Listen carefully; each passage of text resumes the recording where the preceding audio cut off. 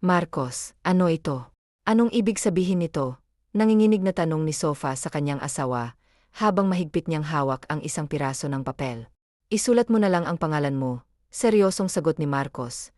Ang kanyang tinig ay puno ng determinasyon. Tuluyan ng umagos ang mga luha ni Sofa, habang nakatingin siya sa kanyang asawa. Wala ka bang nararamdaman para sa akin kahit kaunti? Lahat ba ng ito ay isang palabas lamang? Wala bang halaga ang mga nangyari sa atin? Mahinang tanong ni Sofa, ang kanyang boses ay puno ng saki. Maikling sagot ni Marcos. Sa kanyang narinig, kinuha na ni Sofa ang ballpen mula sa mesa, at kahit nanginginig ang kanyang mga kamay, pinirmahan niya ang mga papeles ng annulment na ibinigay sa kanya. Malaya ka na, at makakaasa kang hindi mo na ako makikita pang muli, mahinang wika ni Sofa kay Marcos. Bitbit ang kanyang mga maleta. Sa huling pagkakataon ay nilingon niya ang mansyon ng mga Monte Carlos, isang lugar na palaging magpapaalala sa kanya ng mga alaala at karanasan na nagdulot sa kanya ng labis na sakit. Ngayon, talagang malaya ka na, at hindi na ako muling aapak dito, sa lugar na ito kung saan naranasan ko ang labis na pighati. Mula ngayon, kakalimutan kong naging bahagi ka ng aking buhay. Sofa, anak, masayang tinawag ni Isabel ang kanyang anak, at niyakap ito ng mahigpit. Pinatuloy siya sa loob. Napahagulgol si Sofa habang nakayakap sa kanyang ina, matapos ipahayag ang kanilang paghihiwalay ni Marcos. Kaya mo yan, anak. Iyak mo lang yan para mabawasan ang sakit na nararamdaman mo, pag-aalo ng kanyang ina. Kaya ko, ma, at kakayanin ko. Alam niyo po kung gaano ko siya kamahal. Kaya nga pumayag ako sa hiling ni Don Fernando na ipakasal sa apo niya, dahil talagang mahal ko siya. Ngunit hindi ko inasahan na ganito ang mangyayari. Wala akong ibang pagpipilian kundi pakawalan siya para sa kanyang kaligayahan. Emosyonal na tugon ni Sofa, habang marahan namang hinagod ni Isabel ang likod ng kanyang anak. Alam kong matatag ka, kaya tiyak na kakayanin mo yan. Gusto mo bang magbakasyon tayo sa ibang bansa upang makalimutan mo siya? Nang tumango si Sofa, kaagad na ipinaayos ni Isabel ang mga kakailanganin nila para sa kanilang paglalakbay. Mabilis na lumipas ang mga araw, at sa wakas, nasa airport na ang mag-ina, naghihintay sa kanilang pagpasok sa eroplano.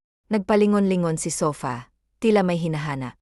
Huwag ka nang umasa na darating siya, dahil kung talagang mahal ka niya, binalikan ka na niya noon pa. Huwag kang mag-alala, tutulungan kita upang makalimutan ang apo ng mga Monte Carlos, mahinang sabi ng kanyang ina. Samantala, sa opisina ni Marcos, hindi makapaniwala ang kanyang tatlong kaibigan sa kanilang narinig matapos niyang ipahayag ang tunay na nangyari sa kanilang relasyon ni Sofa. Bro, wala ka bang awa sa asawa mo? Napakabait ni Sofa para maranasan ang ganitong sakit sa kanyang buhay. Alam natin pareho kung paano kanya mahalin, pero bakit mo nagawa iyon? Sermon ni Carlos kay Marcos. Tama si Carlos, bro. Alam namin ang dahilan kung bakit mo yan ginawa. Si Clara ba? Siya ba ang dahilan kung bakit mo iniwan ang iyong asawa? Ipinagpalit mo ba ang iyong asawa sa pinsan niya? Noon ko pa mahal si Clara.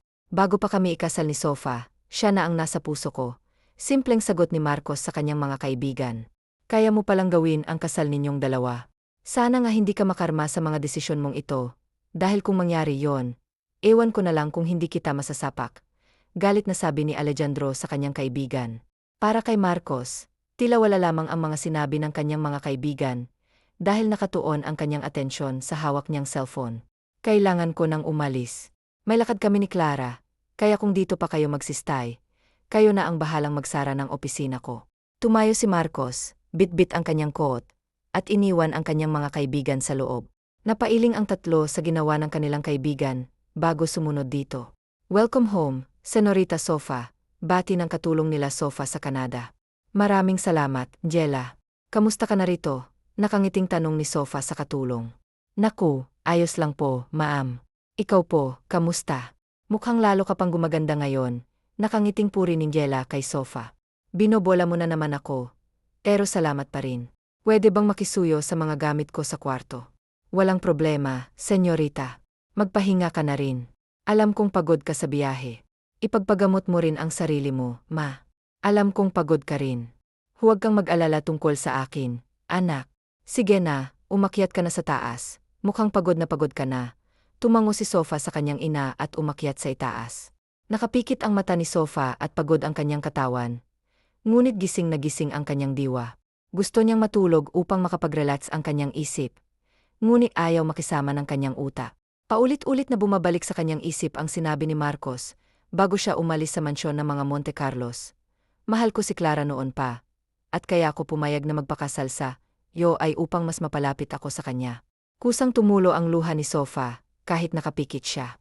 Sobrang sakit pa rin ang maramdaman niya, sa tuwing iniisip ang mga salitang binitiwan ng kanyang asawa. Sa kakaisip kay Marcos, hindi niya namamalayan na nakatulog na pala siya.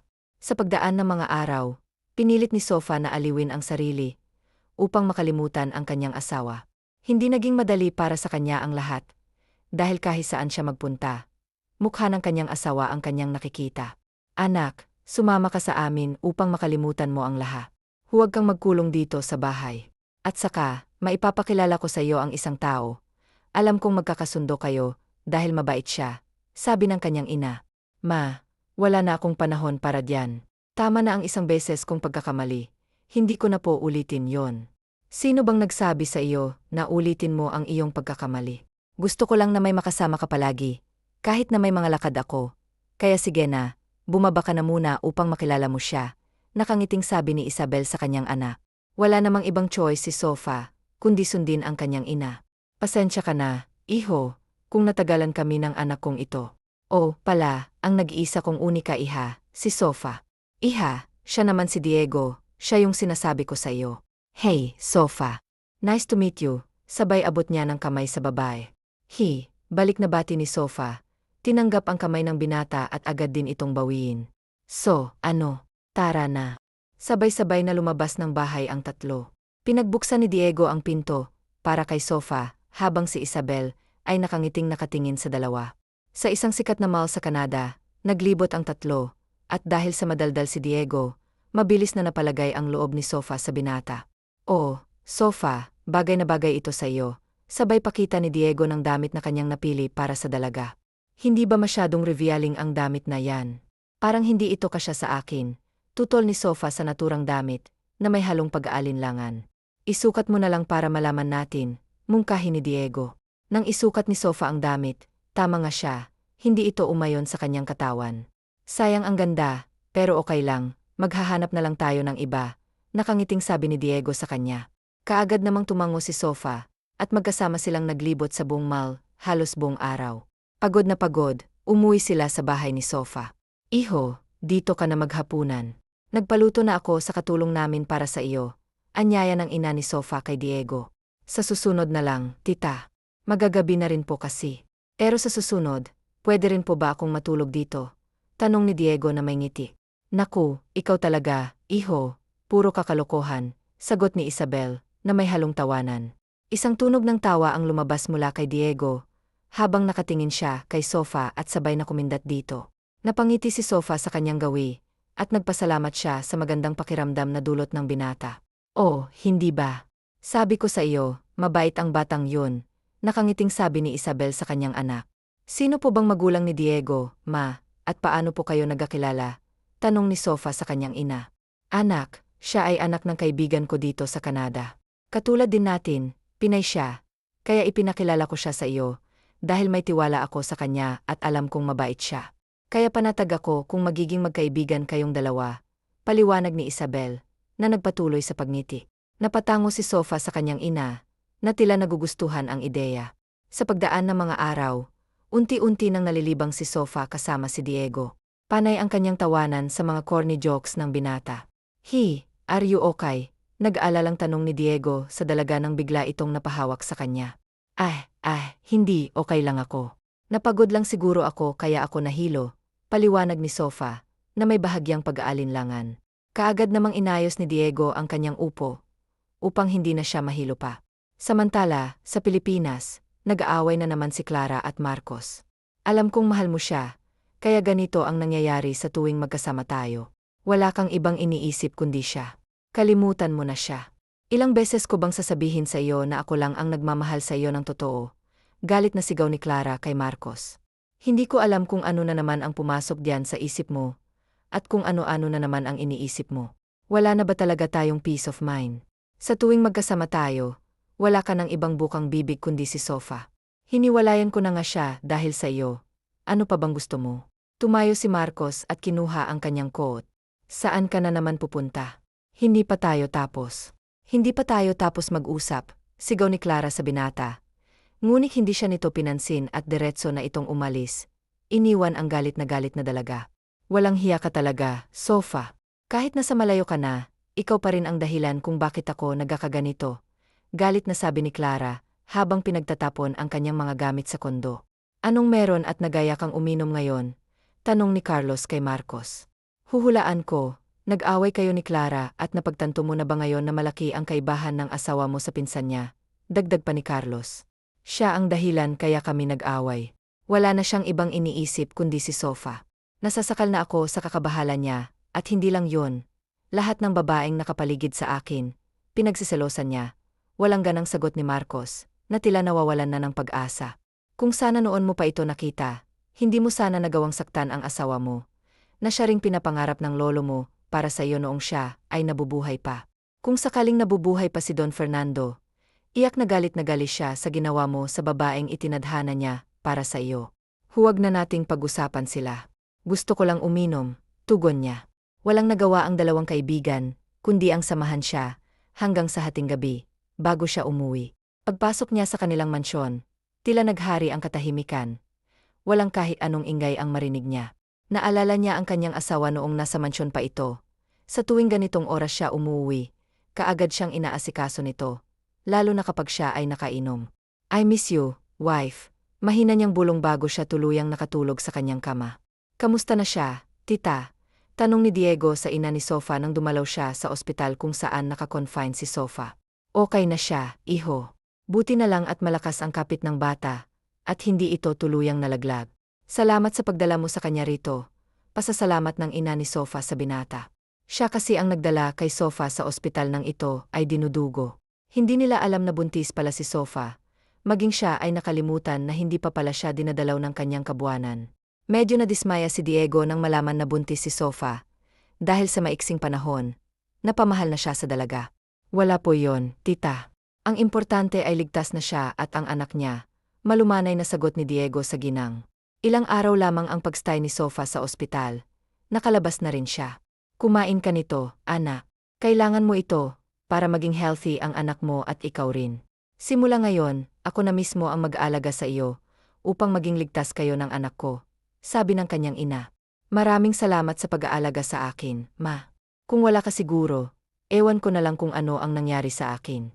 Basta't mag-iingat ka palagi, nandito lang ako para sa iyo. Oh, nandito na pala ang iyong knight in shining armor, nakangiting sabi ni Isabel. Nakangiti namang nilingon ni Sofa ang lalaking papalapit sa kanila. Hey, good morning. May dala akong prutas para sa iyo. Salamat, ha, nag-abala ka pa, bati ni Diego. Siyempre, kailangan mo yan dahil maraming vitamins ang meron diyan, nakangiting sagot ng binata. Iniwanan na ni Isabel ang dalawa sa hardin at pumasok sa loob ng bahay. Kamusta ang pakiramdam mo? Okay ka na ba? Hindi na ba sumasakit ang tiyan mo? Hindi na, at salamat pala sa pagdala mo sa akin sa ospital. Kung hindi dahil sa iyo, siguro nalaglag na ang dinadala ko na hindi ko alam. Wala yun. Masaya akong para sa iyo, dahil kung saan ka masaya, masaya na rin ako. Salamat. Kung kasing bait mo lang sana siya, at kung ikaw na lang sana ang naging siya, siguro hindi ako magkakaganito ngayon. Huwag mo na siyang isipin. Nandito naman ako para samahan at talagaan ka, at kung papayag ka, ako na ang tatayong ama ng dinadala mo. Inapangako ko sa iyo na alagaan at tatanggapin ko ang dinadala mo bilang tunay kong anak, basta't mahalin mo lang din ako, nakikiusap na sabi ni Diego sa dalaga. Hindi ka naman mahirap mahalin, Diego. Pero kasi hindi pa ako handang magmahal ulit dahil buhay pa ang mga sugat na dulot ng asawa ko sa akin. At kung sakaling magmamahal man ako, pinapangako ko, ikaw na yon. Kahit na may lungkot, nakangiti pa rin si Diego, dahil kahit papaano ay may pag-asa pa siya sa dalaga. Mas naging malapit ang dalawa, at halos araw-araw ay nasa bahay ni Sofa si Diego, upang alagaan at samahan siya. Kapag gusto ni Sofa na maglakad-lakad o may check-up siya, si Diego ang laging kasama. Kaya't napagkakamalan na sila ng mga tao sa paligid na mag-asawa. Hindi ka ba naiilang na mapagkamalan kang asawa ko ng mga hindi nakakakilala sa atin? Malumanay na tanong ni Sean sa binata, habang sila ay naglalakad sa parke upang mag-ehersisyo. Hindi ako naiilang, masaya nga ako na ganon ang tingin nila sa atin. Masaya pa ako kung sakaling totoo ang sinasabi nila, Nakangiting sagot ni Diego sa dalaga. Napangiti si Sofa habang nakatingin sa kanya. Hindi ako magsasawang magpasalamat sa iyo, Diego. Hindi mo naman kailangang gawin yon. Ang importante sa akin ay ikaw at ang magiging anak natin. Tumango si Sofa na may ngiti. Labis ang kanyang pasasalamat kay Diego at balak na niyang sagutin ang binata. Naghahanap lamang siya ng tamang pagkakataon. Sa paglipas ng mga araw, mabilis na lumaki ang tiyan ni Sofa at siya ay sabik na naghihintay sa paglabas ng kanilang anak. Docs, how is she? Kaagad na tanong ni Diego sa doktor nang ito ay lumabas. She's fine now, and congratulations. Your baby is a girl. Thank you, Doc. You're welcome, sagot ng doktor bago umalis. Pumasok si Diego sa kwarto ni Sofa nang siya ay mailipat na. Uy, ang babi namin, manang-mana ka sa iyong ina. Mahina ang bulong ni Isabel sa kanyang apo, habang ito ay kanyang kalong. Tulog pa kasi si Shin, kaya't mahina lamang ang kanilang boses. Tita, bibili lang ako ng pagkain para sa atin sa labas. Para pagkagising ni Sofa, makakain siya agad. Paalam ni Diego sa ginang. Maraming salamat, iho. Tumango si Diego at nang bumalik siya sa loob, gising na si Sofa. Lumapit siya kay Sofa na may ngiti. Kamusta ang pakiramdam mo? May dala akong pagkain para sa ating tatlo. Kumain ka na muna habang mainit pa ang sabaw. Salamat, Diego. Hindi ko alam kung paano kita pasasalamatan sa kabutihan na nagawa mo para sa akin at sa anak ko. Mahinang sabi ni Sofa sa binata. Makita lang kitang masaya, masaya na rin ako para sa iyo. Nakangiting sagot ni Isabel habang nakatingin sa dalawa. Pagkalabas ng ospital, si Diego pa rin ang sumundo sa kanila pauwi. Mabilis na lumipas ang panahon. Masayang nakatingin si Sofa sa dalawa na naglalaro sa hardin. 7 taon na ang kanyang anak, at 3 taon na silang may relasyon ni Diego, at labis ang kanyang kasiyahan sa lalaking ipinalit niya sa dati niyang asawa. Ang saya nilang tignan, hindi ba? Wala pa ba kayong planong magpakasal? Malumanay na tanong ni Isabel sa kanyang anak. Saka na lang siguro, ma. May plano kasi kami ni Diego na sa Pilipinas magpapakasal. Dahil nandoon naman ang mga magulang niya. Mahinang sagot ni Sofa sa kanyang ina. Ikaw ba, handa ka na bang bumalik sa Pilipinas? Paano kung magkita ulit kayo ng asawa mo? Matagal ko nang inihanda ang sarili ko para sa pagkikita namin, ma. At kung sakaling malaman man niya ang totoo na may anak kami, hindi ko naman ipagkakait sa kanya ang anak niya, basta't sa akin pa rin ito titira. Alam ko namang may mahal na siyang iba. May mahal na rin naman akong iba, kaya hahayaan ko siyang maging tatay sa anak niya kung sakaling maghahabol siya sa karapatan niya. Nakangiting sagot ni Sofa habang inakbayan siya ni Isabel. Nagmatured ka na talaga at sobrang proud ako sa'yo, anak. Maraming salamat, ma. Tulad ng sinabi ni Sofa, pagkatapos ng pasukan, kaagad nilang inasikaso ni Diego ang mga kailangan nila para sa kanilang pagbabalik sa Pilipinas kasama ang kanyang ina at ang yaya ng kanilang anak. Mommy, faster. Malilete na po tayo sa flight natin, sigaw ng anak ni Sofa sa kanya. Wait a minute, baby, sigaw din ni Sofa mula sa kanyang kwarto. Nakasimangot at nakanguso ang kanyang anak, na siyang ikinatawa ni Diego. Alam niyang sobrang excited ng bata na makarating sa Pilipinas, kaya pati ang mommy niya ay minamadali na niya. Don't worry, baby, hindi pa naman tayo late dahil mahaba pa ang oras natin, kaya relax ka lang, okay? Kahit nakabusangot, tumango pa rin ang bata sa kanya. Alam ng bata na hindi si Diego ang tunay na ama niya, ngunit tinatawag pa rin niya itong daddy, para kahit wala ang kanyang tunay na daddy, ay may isa pa siyang daddy na pwedeng tawagin, si Diego Dion. Pagbaba ni Sofa sa hagdan, halos hindi na humarap si Diego na nakatingin sa kanyang nobya. Hoy, baka matunaw ako diyan sa kakatitig mo sa akin, nakangiting sabi ni Sofa sa nobyo. Kung pwede ba naman kitang nakawin, para ako lang ang makakita diyan sa angkin mong ganda, gagawin ko, nakangiting sagot ng binata. We, talaga, kaya mo akong tunawin. O sige nga, subukan mo nga akong tunawin at itago, nanunuksong sabi ng nobya. Kinuha ni Diego ang kamay ng kanyang nobya at itinapat ito sa kanyang dibdib, kung saan tumitibok ang kanyang puso. Matagal ka nang nakatago dito, at sapat na ang oras upang malaman kung ikaw na talaga ang akin. Wika ni Diego habang niyayakap si Sofa. Bago siya may ibinulong, huwag kang mag-alala, sayo lang ako at wala nang ibang aagaw sa akin mula sayo. Bulong niya sa dalaga bago niya ito hinalikan sa labi. I love you kaya. Sige na, baka malilete pa tayo, natatawang sabi ni Shin sa binata. Dahil tila hindi na ito nakakibo matapos ang kanilang halikan. Nakangiti namang sumunod si Diego sa kanyang nobya na naunang naglakad. Sa Pilipinas, Pinagbaba ni Clara ang mga gamit niya sa kanyang kondo, na siyang nadatnan ng kanyang ina. Cherry, ano ba? Hindi ka ba titigil? Ano na naman bang nangyayari sa'yo at nagwawala ka na naman? Tanong ng kanyang ina. Kasi, Mom. Kanina pa ako naghihintay, dahil anniversary namin ngayon. Gusto ko sanang yayain siyang magpakasal, pero hanggang sa mga oras na ito, wala pa rin siya.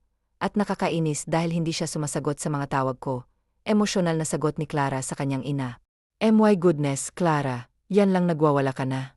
Paano kung may emergency pala kaya hindi siya nakarating? Paano kung may nangyari palang hindi maganda sa kanya? Imbes na hanapin mo siya, nagwawala ka pa diyan. Kaya lumalayo ang loob ni Marcos sa'yo, dahil diyan sa ugali mo.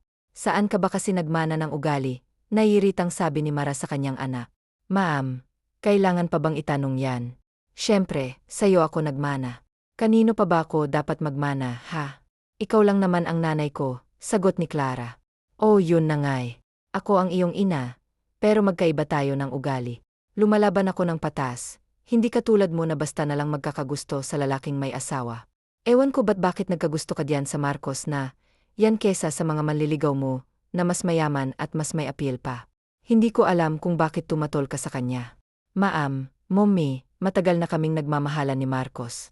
Hindi pa sila kasal ni Sofa, kami na siya. At naging komplikado lang ang relasyon namin, dahil si Sofa ang ipinakasal ng lolo ni Marcos sa kanya. Kahit alam niya na ako ang girlfriend ng apo niya. Hindi magkakaleche-leche ang buhay ko, kung hindi dahil sa matandang yon, galit na sabi ni Clara sa kanyang ina.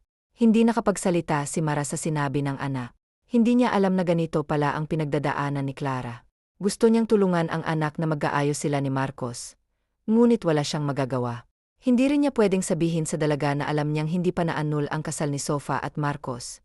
Dahil hindi ipinasa sa abogado ni Marcos noon ang papel na pinapirmahan niya sa kanyang asawa.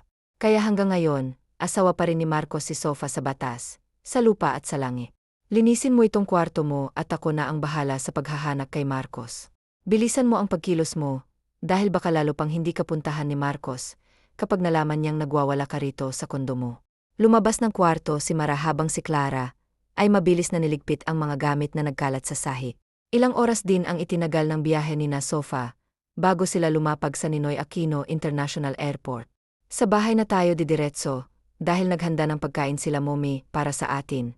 Nakangiting sabi ni Diego sa mga kasama niya. Dad, ito na po bang Pilipinas? Inosenteng tanong ng anak ni Sofa sa binata. Yes, baby, at dito na tayo titira. Really po? Wow, manghang sagot nito. Oh, tayo na. Naghihintay na raw sa labas ang sundo natin.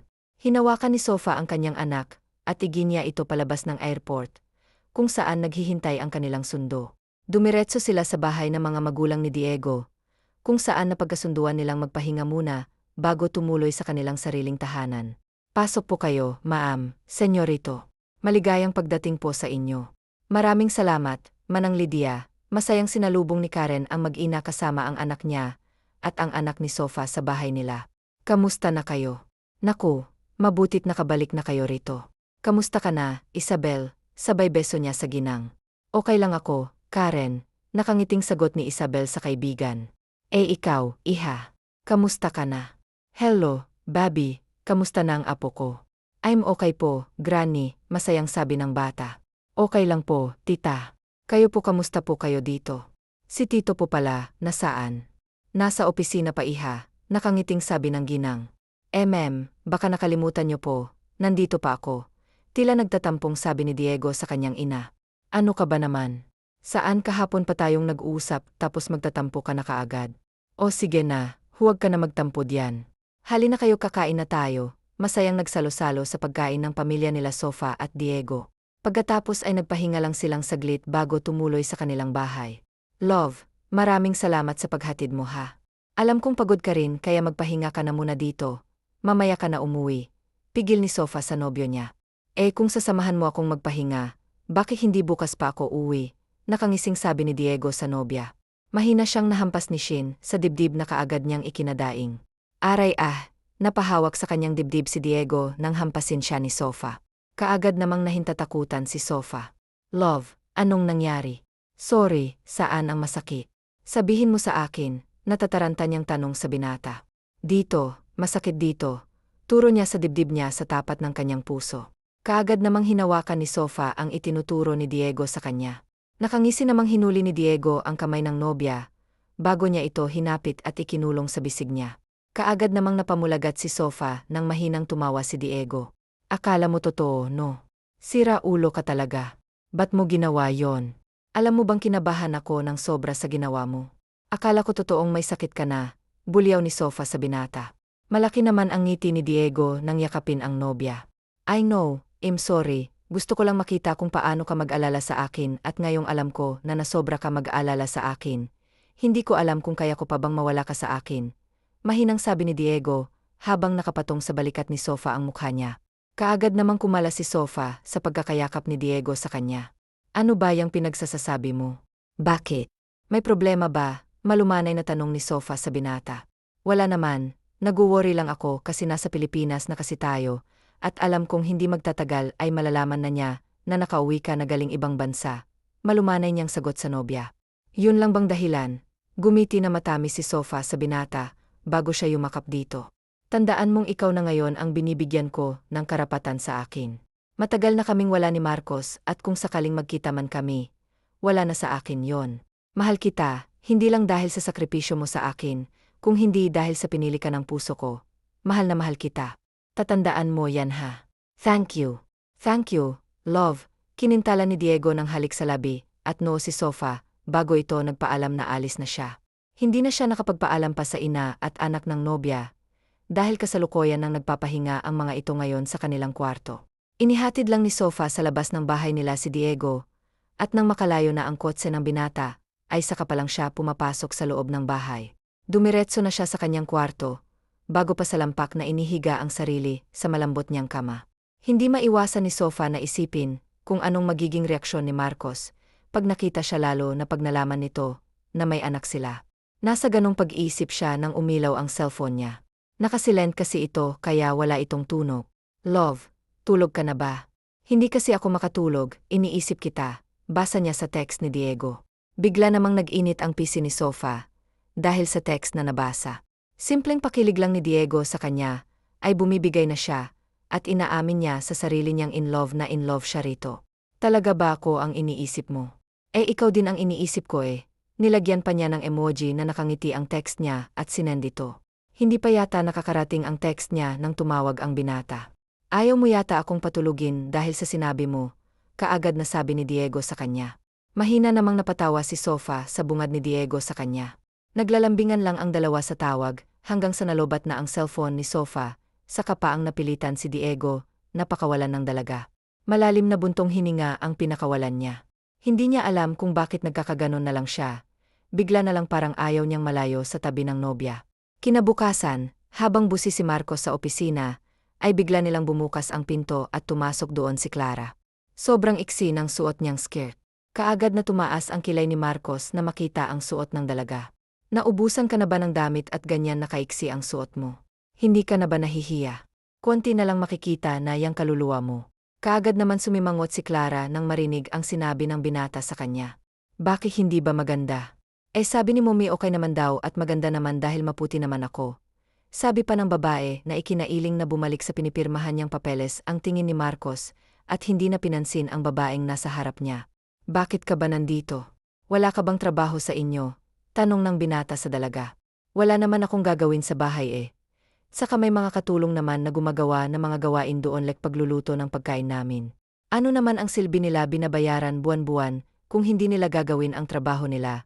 Diretso ang sabi ng dalaga abala sa pagkukwento ng kung ano-ano ang dalaga. Nang bigla na lang napapikit habang iniisip ni Marcos ang asawa niya. Nami-miss na niya ito, pero hindi niya alam kung paano ito hahanapin. I really missed you, wife. Nangungulila niyang sambit sa asawa. Agad na pamulat ng mata si Marcos nang malakas na hampasin ni Clara ang table niya. How dare you para gawin sa akin to? Galit na sigaw ni Clara sa lalaki. Minahal kita ng lubos, halos buong buhay ko. Ikaw lang ang inalayan ko, pero bakit mo nagawa sa akin to? Mahal na mahal kita, Marcos at hindi ako papayag na maging masaya ka. Gagawin kong lahat maging akin ka lang, emosyonal na sabi ng babae. Mabilis na lumabas ng opisina si Clara habang umiyak. Nang bumukas ulit ang pinto ay nagtatanong ang tingin ni Javier at Carlos sa kanya. Nothing, Maiksi lang niyang sagot, pero hindi naniwala ang dalawa niyang kaibigan. I didn't know kung ano bang dapat kong gawin. Pati ako naguguluhan sa sarili ko, sa isang iglap na walang nararamdaman ako sa kanya. At ngayon ko napagtanto na mahal ko pala ang asawa ko. I need her in my life. Handa akong maghintay kung kailan siya babalik. Hihingi ako ng tawad sa kanya't gagawin kong lahat. Mapatawad niya lang ako. Hindi yun ganoon kadali matapos mo siyang lokohin ng harap-harapan. Sa tingin mo ba babalik pa siya sa'yo? Alam mo ang mga babae, pag nasaktan ng sobra at naka-move on, mahihirapan ka nang ibalik ang tiwala nila. Sa tingin ko sa ilang taon na nawala ang asawa mo sa pader mo, sigurado akong naka-move on na siya ngayon kasi alam niyang hindi mo siya mahal. At isa pa, pumirma na siya ng annulment niyo, hindi ba? Mahabang sabi ni Arturo. Hindi pa kami hiwalay, maiksing sabi ni Marcos sa mga kaibigan niya. What? Sabay na umalma ang dalawang magkaibigan. Nagtatanong ang tingin nilang nakatingin kay Marcos. Dahil hindi ko naman ipinasa ang annulment na yun sa abogado ko. Nagdadalawang isip kasi ako kung ipapasa ko ba yun o hindi. Kaya itinago ko na lang yun. Mahinahon niyang sabi sa mga kaibigan. Kaya naiiling na hindi makapaniwala ang mga kaibigan ni Marcos dahil sa kanilang nalaman.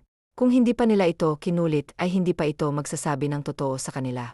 Sa tagal ng panahon na magkasama sila, hindi nila alam na kaya pala silang paglihiman ni Marcos. Nagtagal pa ang pag-uusap ng tatlo sa opisina ni Marcos.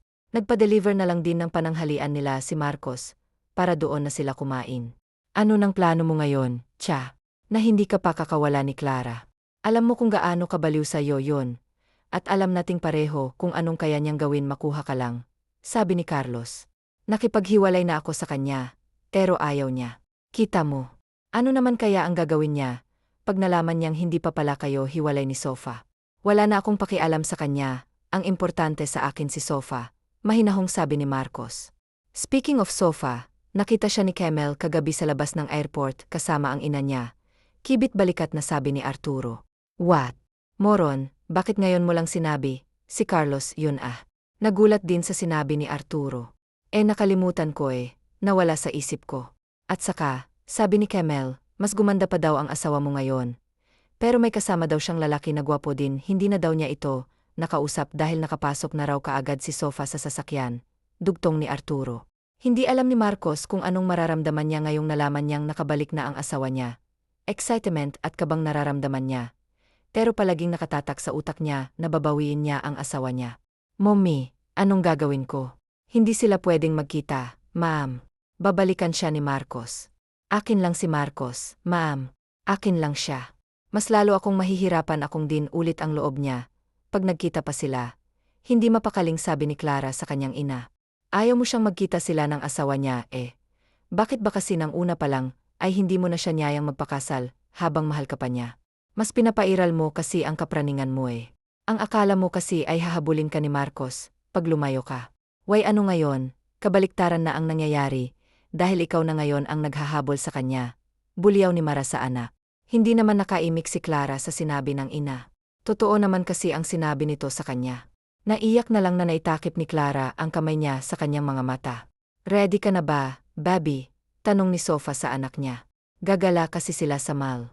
Yes mommy, I'm ready po, masayang sabi ng anak niya sa kanya. Nakangiti namang hinaplos ni Sofa ang mukha ng anak niya. Kung meron man akong pinakamagandang regalo na natanggap mula sa taas, walang iba yun kung hindi ikaw, Baby ko. Mahal na mahal kita, anak. I love you too, mommy. Masayang yakap ni Sofa ang anak niya na nakayakap din sa lig niya. Oh, huwag na kayong magdrama diyan.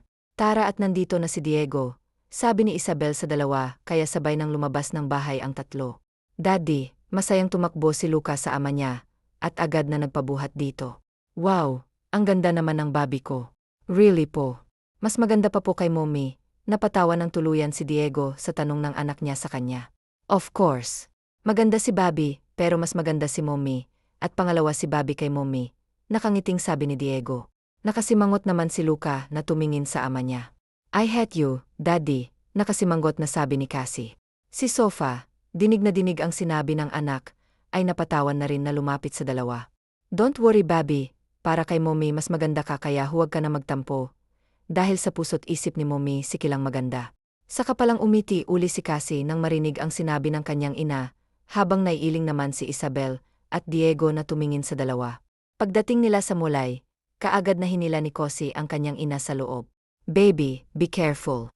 Baka madapa ka, saw ni Sofa sa anak niya na bumitaw ito sa kanya. Faster, mommy. Sige na, mauna ka na. Habulin mo ang anak mo. Tumango lang si Sofa, bago sinundan si Kosi. Pero hindi pa siya nakakalapit sa anak niya, nang may mabangga na itong tao. Oh, MY, lalapitan na sana niyang anak na lumingon ang taong nabangga nito. Kaagad nagtago si Sofa, para hindi siya makita ng anak niya, dahil lumilingon-lingon ito sa kinaroroonan niya. Who's with you? Bakit pinababayaan kanilang ikaw lang ang mag-isa? Baka mawala ka rito, sabi ni Marco sa batang bumangga sa kanya. I'm with MY mommy and daddy, pero hindi ko alam kung nasan na po sila, mahinang sabi ni Cassie kay Marcos. I'm sorry po kung nabangga kita. It's okay baby. Basta huwag ka nang tumakbo pa ulit, okay? Malumanay na sabi ni Marcos sa bata. Hindi niya alam kung bakit bigla siyang nangulila sa asawa niya nang makita niya ang mukha ng bata. Kamukha kasi ito ng asawa niya, at sobrang gaan ng pakiramdam niya sa bata. Cassie. Agad na palingon si Cassie kay Diego, habang papalapi ito sa kanya. Daddy, masayang yakap ni Kosi si Diego. Nasaan ang mommy mo? Bakit ikaw lang mag-isa rito? Kaagad na tanong ni Diego sa bata. Habang si Marcos ay nakatingin lang sa dalawa, hanggang sa umalis na ang mga ito. Kung hindi siguro siya nakipaghiwalay kay Shai noon, siguro ay kasing laki na ng batang yan ang anak niya ngayon, nasabi na lang ni sa sarili, habang bumuntong hininga. Umalis din kaagad sa mall na yun si Marcos, dahil may pupuntahan pa siya. Pero hindi pa man siya tuluyang nakalalayo nang tumunog ang cellphone niya, na kaagad naman niyang sinagot. Bro, nasan ka na? Nasa mall kaming tatlo. Punta ka rito, dinig niyang sabi ng kaibigan niya sa kabilang linya. Napilitang bumalik ni Marcos sa loob ng mall, kung nasa saan ng mga kaibigan. Habang naglalakad ay napansin niya ang bata sa kabilang hallway na naglalakad kasama ang ama nito, at nang may lumapit na babae dito, ay halos hindi makagalaw si Marcos sa kinatatayuan niya, matapos makita ang babae, lalo na ang paghalik at pagngiti ng babae sa lalaki. No, hindi siya yan. Ikinukurap-kurap pa ni Marcos ang tingin niya, pero ganun pa rin ang nakita niya. Sa isang iglap ay nawala sa mga kaibigan niya ang kanyang atensyon, dahil nakasunod na siya sa mga taong nakita niya. What happened? May problema ba? Tanong ni Diego nang lumingalinga ito sa paligid nila. Wala love, parang may nakatingin kasi sa atin eh. Sabi ni Sofa pati si Diego ay napalingon din sa paligid nila. Wala namang taong nakatingin sa atin, baka sa isip mo lang yan. Let's go kumain muna tayo, baka nagugutom na si Cassie. Baby, sa gustong kumain Jollibee. Napangiti ang dalawa dahil sa sinabi ni Cassie. Okay, mauna na muna kayo sa loob magkirlang ako. Okay love, let's go baby. Mabilis na tumalima si Sofa para pumunta sa CR, dahil ihing-ihi na talaga siya, kaya hindi niya napansin ang taong kanina pa pala nakasunod sa kanya. Nakahinga ng maluag si Sofa na mapalabas ang kanina pa niyang pinipigilan na ihi niya. Matapos maghugas ng kamay ay nagretouch lang siya saglit bago lumabas, pero ganun na lang ang gulat niya na may taong nakatayo sa tapat ng may pintuan, at nang lumingon ito sa kanya, ay halos suto ang kanyang dugo, dahil sa nakita. Namumutla ka. Bakit? Ayaw mo ba ako makita? Kaagad na tanong ni Marcos kay Sofa. Nang makabawi sa pagkabigla, ay saka palang bumalik sa normal ang mukha ni Sofa. Anong ginagawa mo rito? Kaagad na tanong ni Sofa sa lalaki, at hindi binigyang pansin ang tingin nito sa kanya. Sinusundan ka, maiksing sagot ni Marcos. Hindi ka ba takot na makita ka ng mahal mo? Baka magselos na naman siya, pag nakita niyang nag-uusap tayo. Ayoko ng gulo, Marcos. Kaya please lang, lumayo ka na sa akin. Tatalikod na sana si Sofa nang hawakan ni Marcos ang kamay niya. Agad na napataas ang kilay ni Sofa nang bumaba ang tingin niya sa kanyang kamay. Bitawan mo ako, malumanay na sabi ni Sofa habang pilit na binabawi ang kamay sa lalaki. I want to talk to you, please. Pablot na binawi ni Sofa ang kamay niya at pinaharap ang lalaki. Wala na tayong dapat tag-usapan. Matagal na tayong tapos at may kanya-kanya na tayong buhay, kaya kung maaari lang huwag ka namang himasok pa sa buhay ko. Hindi na tayo mag-asawa para mag-usap pa. Excuse me, hindi na napigilan pa ni Marcos si Sofa nang umalis na ito, pero agad din siyang nagsalita.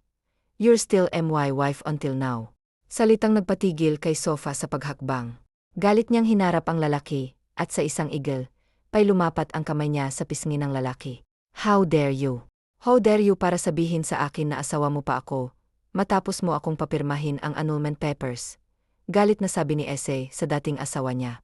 Totoo ang sinabi ko, dahil hindi ko ipinasa ang annulment na yun sa abogado ko. Halos hindi makahinga si Sofa matapos marinig ang sinabi ni Marcos sa kanya.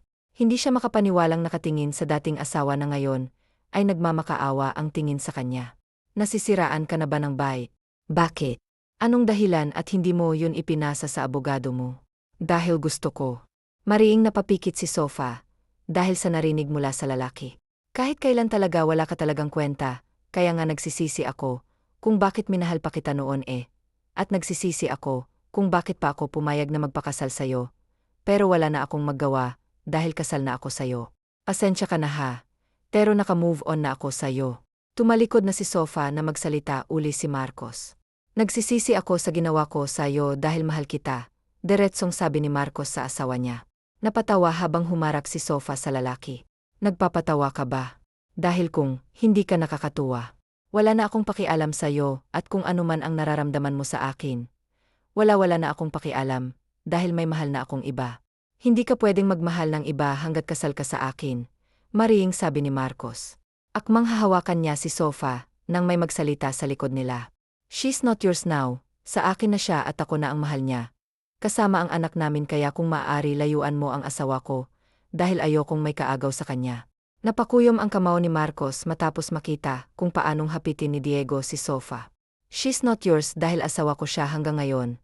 Kung hindi mo pinan ang kasal niyo pues ako ang gagawa nun para kay Sofa. Para tuluyan na siyang maging malaya mula sayo. Let's go love.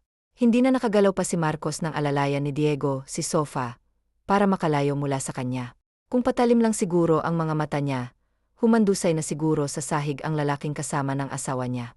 Masakit ba? Kaagad na sabi ni Carlos, habang nakatingin din sa dalawang taong papalayo kanina pa pala ito, nasa likuran nila ni Sofa. Masamang tingin kaagad ang ipinukol niya kay Carlos, pero nagkibit balikat lang ang kaibigan, at hindi pinansin ang masama niyang tingin. Okay ka lang ba? Hindi ka ba niya sinaktan? Malumanay na tanong ni Diego kay Sofa. Paano kung totoo ang sinabi niya? Paano kung hindi niya? Anong gagawin natin? Nang hihinang sabi ni Sofa sa lalaki.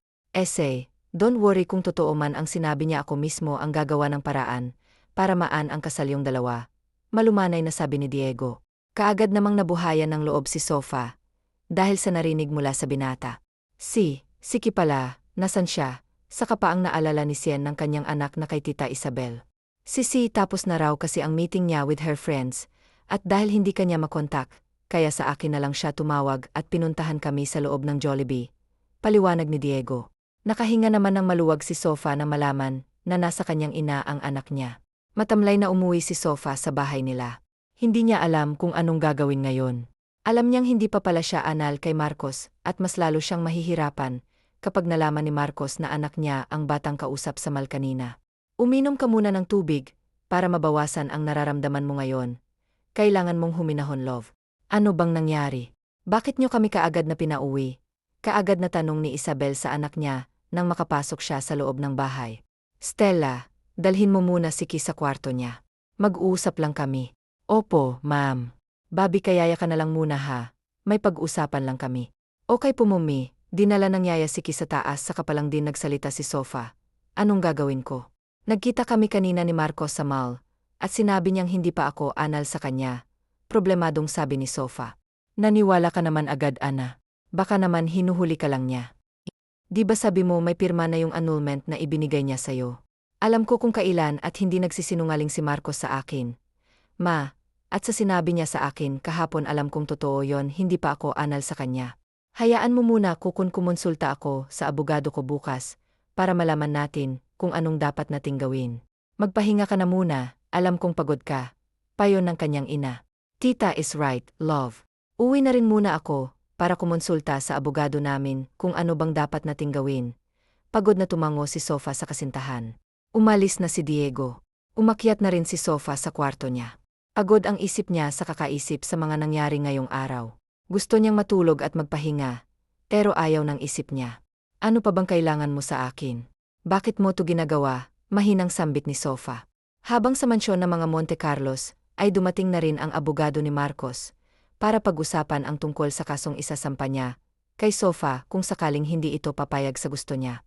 Sigurado ka na ba sa gagawin mo? Alam mo, sa tingin ko, mas lalong hindi ka matatanggap ni Sofa kapag ginawa mo yan, sabi ni Carlos kay Marcos. Wala nang mas importante sa akin ngayon, kung hindi ang mabawi siya sa lalaking yon. Kung kinakailangang idaan ko sa dahas ang lahat, makuha ko lang siya ay gagawin kong maging akin lang siya. Muli, may diing sabi ni Marcos. Gusto pa sanang magsuggest ni Carlos, pero sa nakikita niya ngayon, ay alam niyang hindi na makikinig pa ang kaibigan sa kung anuman ang sasabihin niya. Habang sa kondo ni Clara, ay galit na pinagtatapunan naman niya ang mga gamit. Dahil sa nalaman matapos ibalita na mga tauhan niya ang pinapagawa niya. Kailangan na siguro kitang burahin sa mundo, para masolo ko na ng tuluyan si Marcos. Mahinang ani ni Clara sa isip niya, at tumatawang nakatingin sa larawan ng pinsan. Pinsang buo niya si Sofa, pero kaawa-awa ang tingin niya rito, dahil lahat ng gusto niya ay nakay Sofa na pupunta. Lalo na si Marcos. Maaga pa, pero may bisita na si Sofa. Mabuti na lang at tulog pa ang anak niya. Anong ginagawa mo rito? May diing sabi ni Sofa na makita si Marcos. I want to visit you. Bakit? Hindi na ba ako welcome sa bahay mo? Kung nandito ka para ipagpilitan ang gusto mo, I'm sorry, pero maghahain ako ng petition for annulment para sa ating dalawa. Maghahain din ako ng kaso na adultery sa korte sa inyong dalawa ng lalaki mo. Balik na sabi ni Marcos sa babae. Mapaklang napatawa si Sofa dahil sa narinig. Naririnig mo ba ang sinasabi mo? Di ba dapat sarili mo ang kinakasuhan mo dahil ikaw ang may gawa niyan? Kaya ka nga nakipaghiwalay sa akin, di ba? Para maging malaya kayo ni Clara ng kabit mo. Wala na kami ni Clara, nakipaghiwalay na ako sa kanya. Hindi pa natatapos ni Marcos ang sasabihin niya, nang malakas na magkasunod na sampal ang natanggap niya. Napasingha pa ang lahat ng katulong kasama ang kanyang ina sa ginawa niya kay Marcos. Gustong maiyak ni Sofa, dahil sa galit sa lalaki, pero hindi niya nagawa. Pag-isipan mong mabuti ang alok sayo. Makipagbalikan ka sa akin o ipapakulong kita at ng lalaki mo. Halos hindi na humihinga si Sofa, dahil sa galit niya kay Marcos. I'll give you time until tomorrow, para hiwalayan siya, at sasama ka sa akin. Kung hindi, alam mo na ang gagawin ko. Umalis na si Marcos, nasalubong pa niya si Diego sa may pintuan. Ngumiis lang siya sa lalaki at iniwan na ito. Pagpasok ni Diego sa loob ng bahay, ay umiyak niyang naratnan si Sofa sa loob. What's wrong? Anong ginawa niya sa'yo? Bakit siya nandito? Dinala ni Sofa si Diego sa likod ng bahay at doon kinausa. What? No, love. Hindi mo gagawin yan. Hindi ka sasama sa kanya, pero ipapakulong ka niya. Diego, ako ipapakulong niya. Tayong dalawa at ayokong mangyari yon. Ayokong makulong ka ng dahil lang sa akin. Mahal na mahal kita, Diego, kaya ko to gagawin. Umiyak na sabi ni Sofa sa nobyo. At si Diego ay umiyak na rin na niyakap ang dalaga. Akala ko ba mahal mo ako? Na walang sukuan. Pero bakit ngayon palang sumusuko ka na? I'm sorry, Diego. Pero ito na lang ang huli nating pag-uusap. Mahal na mahal din kita, pero kailangan kong gawin to. Umiyak na pumasok sa bahay nila si Sofa. Naawa namang nakatingin ang ina ni Sofa sa dalawa. Pero wala siyang magawa, dahil sabi ng abogado nila, ay siguradong mananalo sila Marcos, dahil may hawak siyang ebidensya laban sa kanilang dalawa. Laglagang balikat na umalis si Diego sa bahay nila Sofa. Sobrang sakit ang nararamdaman niya sa mga oras na yon. Lutang na sumakay siya sa kotse niya, at hindi niya alam kung saan siya pupunta. Nakalabas na ng city ang sasakyan niya, at hinayaan na lang niya kung saan siya makarating. Sa isang lugar na tahimik at walang maraming tao, doon pumunta si Diego, para mabawasan ang sakit na nararamdaman niya sa ginawang pakikipaghiwalay ni Sofa sa kanya. Sobrang mahal niyang babae, kaya labis siyang nasaktan sa naging desisyon nito. Isa sa nagbigay ng sakit sa kanya, ay hindi man lang siya hinayaan ni Sofa na ipaglaban niya ito sa dati nitong asawa, at basta na lang itong sumuko. Nagdaan pa ang mga araw. Nagulat na lang si Sofa nang tumawag ang ina ni Diego, at hinahanap ang binata sa kanya. Kaya hindi mapakaling hinagilap ni Sofa ang cellphone niya. Pero nakailang kontak na siya rito, ay wala pa ring sumasagot. Pati si Sofa ay kinakabahan na rin. Ibinlater na ng ina ni Diego ang pagkawala niya. Pero nagdaan na lang ang mga buwan.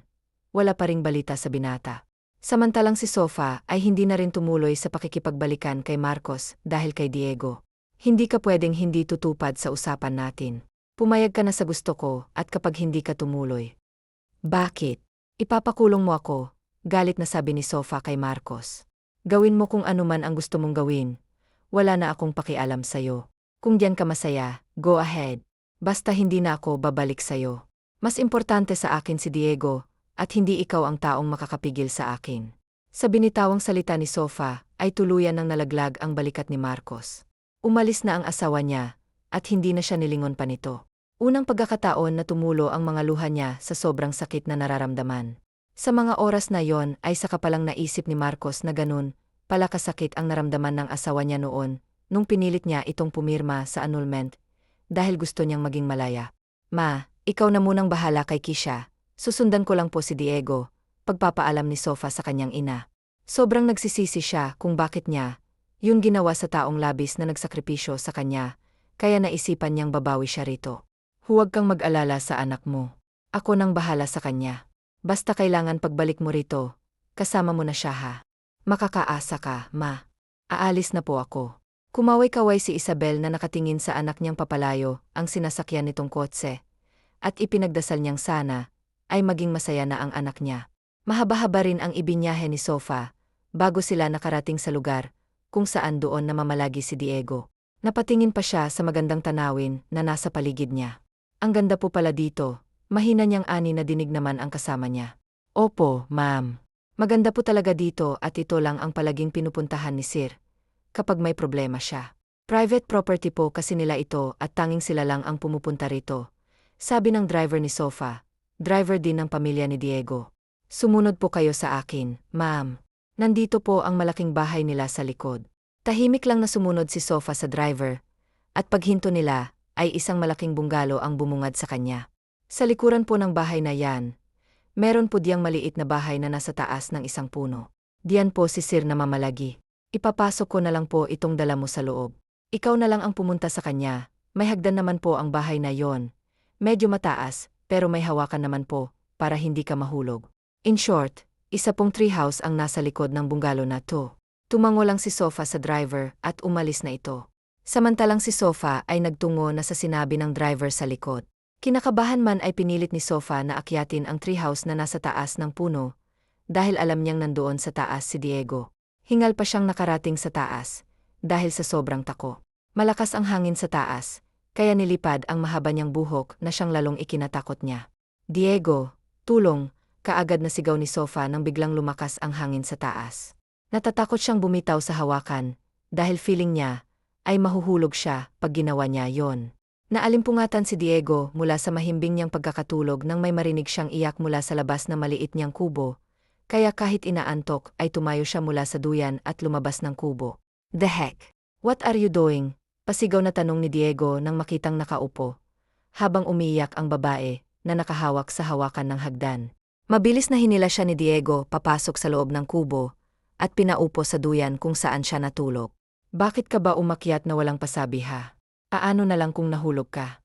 Sinong sasalo sa'yo sa baba? Galit na bulyaw ni Diego sa dalaga. Bakit, hindi mo ba ako sasaluhin? Nakalabing sabi ni Sofa sa binata. Napapikit habang gustong matawa ni Diego, dahil sa sinabi ng nobya. At paano naman kitang sasaluhin kung nandito ako sa taas at ikaw nandoon sa baba? Dahil bumagsak ka na ha? Galit pa rin niyang sabi. Sorry naman, hindi ko naman alam na ganito pala kataas akyatin yon. Nakalabi pa ring sabi ni Sofa. At pinilit mo pa rin. Dahil gusto ko makita ka. Napabuntong hininga naman si Diego na nakatingin sa nobya. Akala ko ba nakipagbalikan ka na kay Marcos? Bakit ka pa pumunta rito? Sino nagsabi sa'yo nandito ako? Si Tita. Pinuntahan ko siya kahapon sa inyo.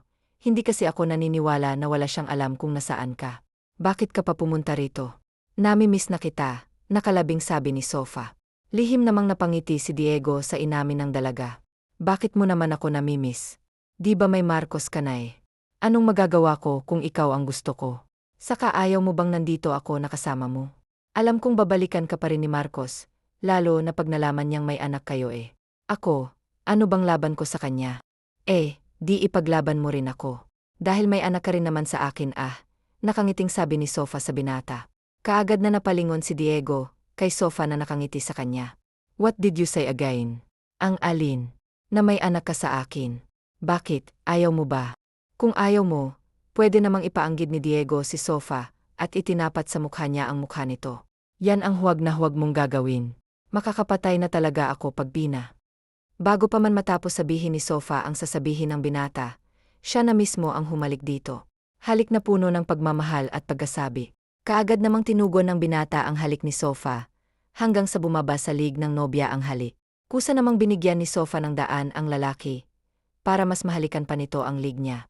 Kusang lumabas ang mahina niyang ungol, na maglakbay ang kamay ni Diego, sa buong katawan niya, hanggang sa tuluyan na siyang inangkin ng lalaki. Nagtagal pa ng ilang araw ang pagstay nila Sofa sa naturang private resort nila Diego, saka sila nagpa siyang umuwi na sa Maynila, para ayusin ang lahat. At pagdating nila ay isang sorpresa ang sumalubong sa kanila. Wala ka nang dapat pang alalahanin, anak, dahil pirmado na yan ni Marcos bago siya umalis. At sabi niya, ikaw na lang daw muna ang bahala sa anak ninyo. Pero babalik daw siya, para hiramin ang anak niya paminsan-minsan. Paano po niya nalaman? Nagtatakang tanong ni Sofa sa ina, dahil narinig niya akong kausap ang ina ni Diego. Pero don't worry, hindi naman niya kukunin ang anak niya sa'yo. Para patunayan sa'yo na mahal ka niya at pinagsisisihan niya kung bakit ka pa niya pinakawalan. Nakangiting sabi ni Isabel. Napaiyak na lang sa sobrang saya si Sofa kay Diego dahil sa mga nalaman. Mabilis pa na tumakbo ang oras matapos ma-approve ang annulment papers nila ni Marcos at Sofa ay kaagad na nagpakasal ang dalawa. Masaya na akong makikita kang masaya. Mahal na mahal kita, Sofa, hanggang sa huli kong hininga. Ikaw lang ang tanging babae na papangarapin kong makasama hanggang sa huli. I love you, basa ni Sofa sa sulat na kalakip ng regalo sa kasal niya. Napaiyak sa sobrang saya si Sofa na kaagad namang pinahid ni Diego. Naging maganda ang takbo ng buhay ni Sofa kasama si Diego. Nalaman din niyang sinundan ni Clara si Marcos sa ibang bansa. Alam niyang sobrang mahal ni Clara si Marcos. Kaya ngayong asawa na kita, mamahalin at alagaan ko kayo ng anak ko. Kasama na ang panganay natin at magsisikap ako para sa ating mga anak. Mahal na mahal kita, love. Salamat sa walang sawang pagmamahal mo sa akin, Diego. Inapangako kong magiging mabuting asawa at ina ako sa mga anak natin. Mahal na mahal din kita. Wakas. TNNANET. Sofa, Decho Shine. Marcos, Decho Marco. Isabel, Decho Josie. Diego, Decho Lloyd. Clara, Decho Charina. Don Fernando, Decho Don Ernesto. Carlos, Decho Charles. Alejandro, Decho Alex. Jela, Decho Angela. Luca, Decho Kasi. Mara, Decho Maria. Arturo, Decho Aris. Javier, Decho Josh.